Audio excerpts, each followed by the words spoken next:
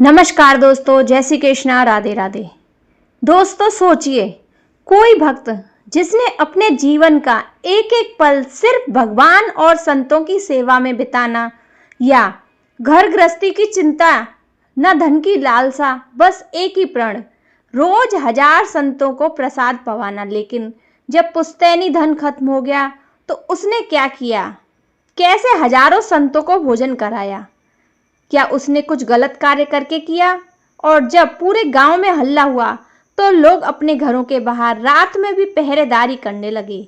और तभी एक दिन उनके रास्ते में आए दो अनजान सेठ सेठानी, पूरे सोने से लदे, गहनों से चमकते। भक्त ने सोचा, अगर इन्हें लूट लिया जाए तो 10 साल तक संतों की सेवा की चिंता खत्म हो जाएगी। क्या वो जानता था कि यह कोई साधारण सेठ नहीं है? फिर वो कौन थे और जैसी कृष्णा बोलने पर क्यों भड़के? आखिर क्या हुआ जब भक्त ने अपने ही भगवान को लूट लिया? और क्यों भगवान उसके इस पाप जैसी हरकत पर भी मुस्कुरा उठे? चलिए इस अद्भुत भक्त की कहानी को देखते हैं। एक भक्त थे जिनका नाम था हरपाल देव। वह खूब भजन करते थे, खूब साधना करते थे और नाम जप भी करते थे। और आसपास के गांव में अगर कोई कथा चल रही हो तो वह सुनने जरूर जाया करते थे। लेकिन वह शादी नहीं कर रहे थे। उनकी इच्छा थी, जैसा मैं भजन करता हूँ, जैसी मेरी भक्ति है, जैसा मेरा भाव ठाकुर जी के प्रति है, ऐसी कन्या मिले तो मैं ब्याह करूँगा, नहीं तो जीवन भर ऐसे ही रहूँगा। वहीं पास के गांव में उनके एक रिश्तेदार रहते थे। एक दिन हरपाल के पास आए और बोले कि मेरे लायक कन्या मिल गई है। हरपाल जी बोले, क्या गुण है उस कन्या में? बोले कि उस कन्या ने शर्त रखी है कि मैं उसी से ब्याह करूंगी जो हर रोज 1000 संतों को भोजन प्रसाद कराता हो। इतना सुन हरपाल देव बोले कि अब मुहूर्त भी नहीं निकलवाना, कल ही ब्याह कर दो। ऐसी कन्या से तो मैं बिना मुहूर्त के ब्याह करूंगा। ऐसी देवी के साथ तो मेरा बढ़िया जीवन रहेगा।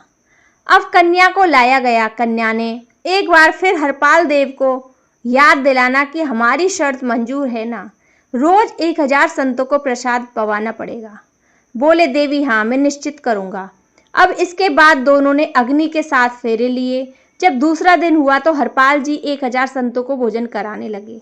बढ़िया घर में बड़े बड़े पतीले में सब्जी बनती और कई लोग रोटियां बनाते और बढ़िया 2-3 तवेला खीर बनती। अब संकल्प तो 1000 संतों को भोजन पकाने का लिया था, लेकिन कभी कभी 1100 हो जाते, कभी कभी 1200-1300 हो जाते। अब हरपाल देव किसी संत महात्मा को मना थोड़ी करेंगे, नहीं तो अपराध लगेगा।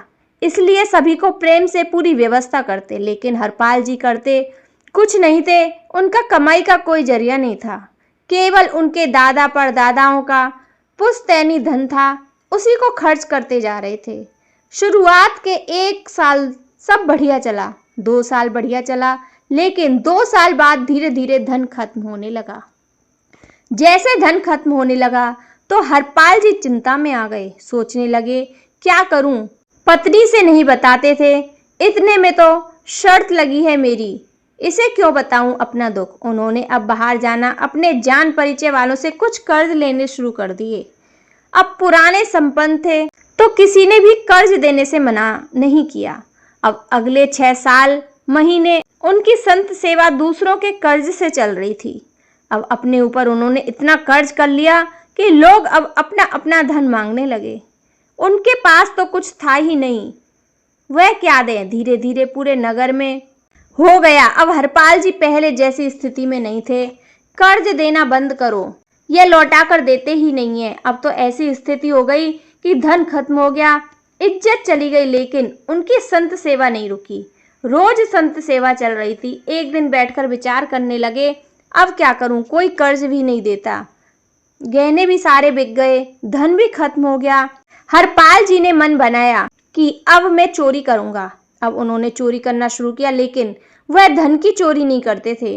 गांव में जो भी संपन्न घर थे उनके यहाँ जाते और खाने वाली सामग्री को चोरी कर लाते। कहीं से शक्कर ले आते तो कहीं से आटा, कहीं से दाल ले आते।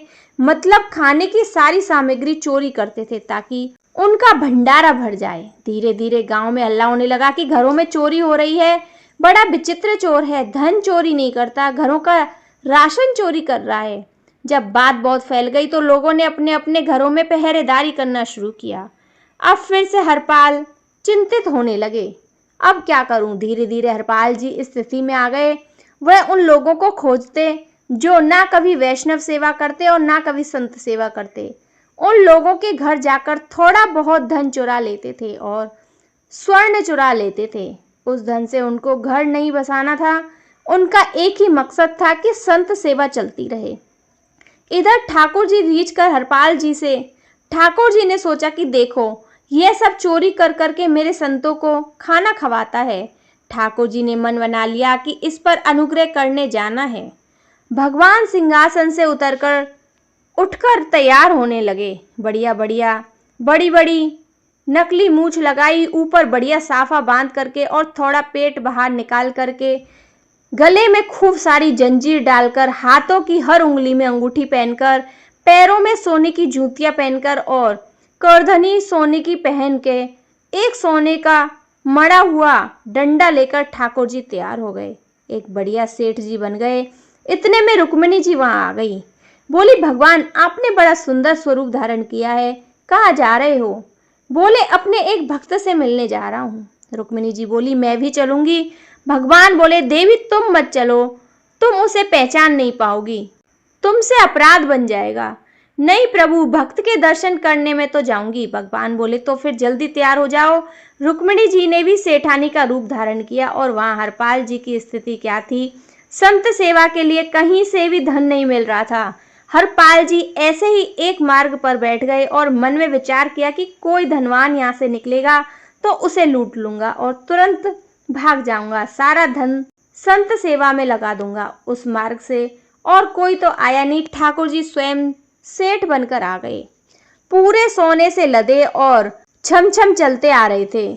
उनके गहने ही बज रहे थे। हरपाल जी ने जैसे ही नेत्र खोल करके देखा, वह रूप और गहनों से लदे चले आ रहे थे। तुरंत मन ही मन सोचा, यह तो एक आध साल की व्यवस्था आ रही है सामने से।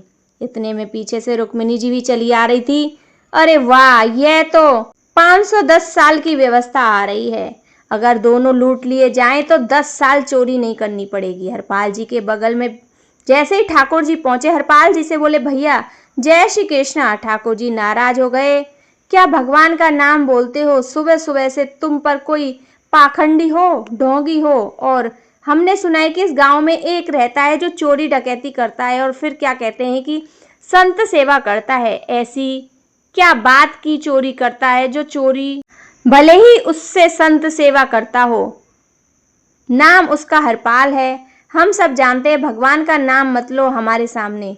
हरपाल जी समझ गए, यह तो बिल्कुल भगवत विमुख है। इसकी तो एक अंगूठी भी नहीं छोड़नी मुझको।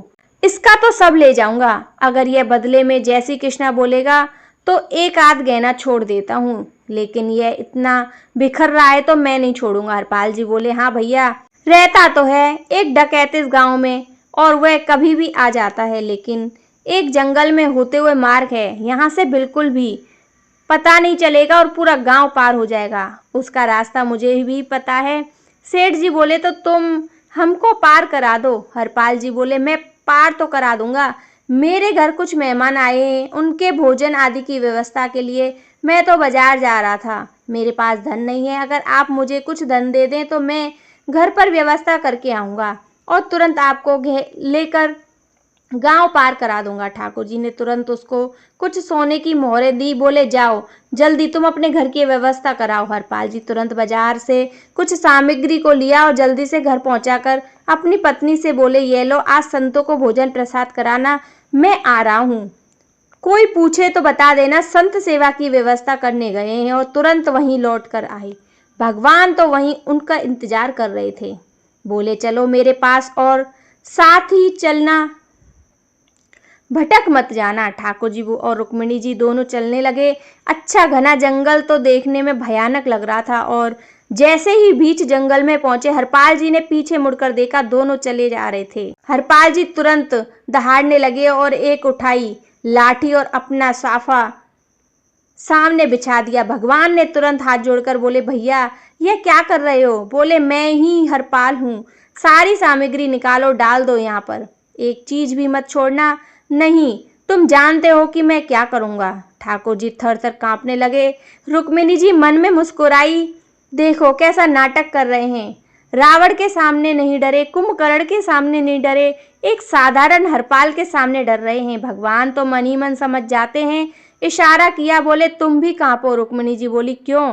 अरे देवी भक्त है, इसने हमारे लिए सब लुटा दिया, सभी संतों को खूब खिलाया पिलाया, खूब सेवा की, इसके सामने भयभीत होने में कोई लज्जा नहीं है। अब लक्ष्मी नारायण दोनों कांप रहे थे।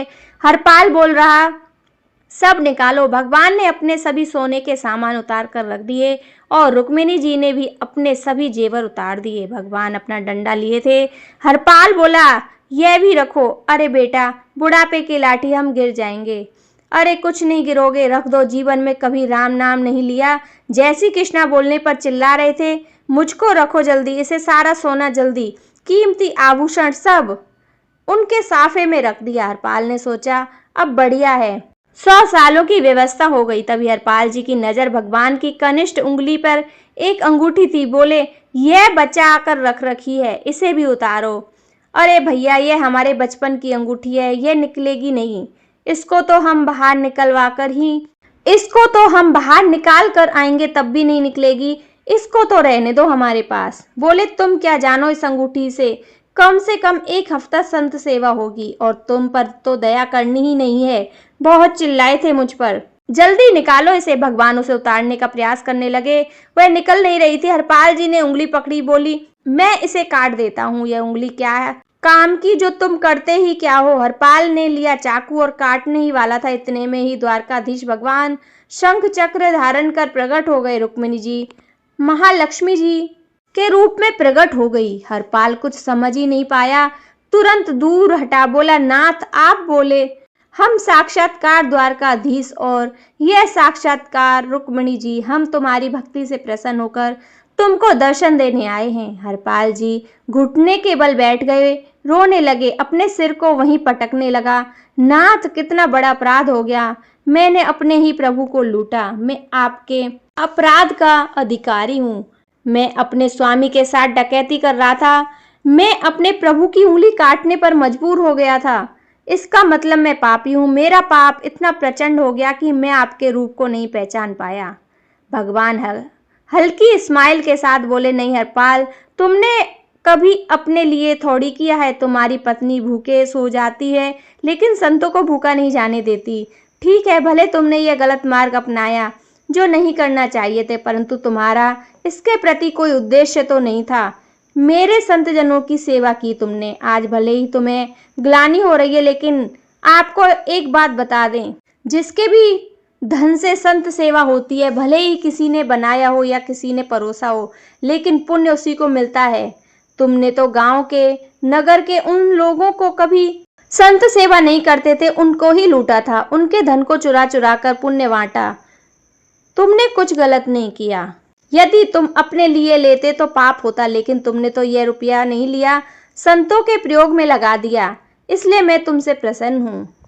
तो दोस्तों, यह थी भक्त हरपाल की कहानी, चोर हरपाल की कहानी। जय श्री कृष्ण, राधे राधे।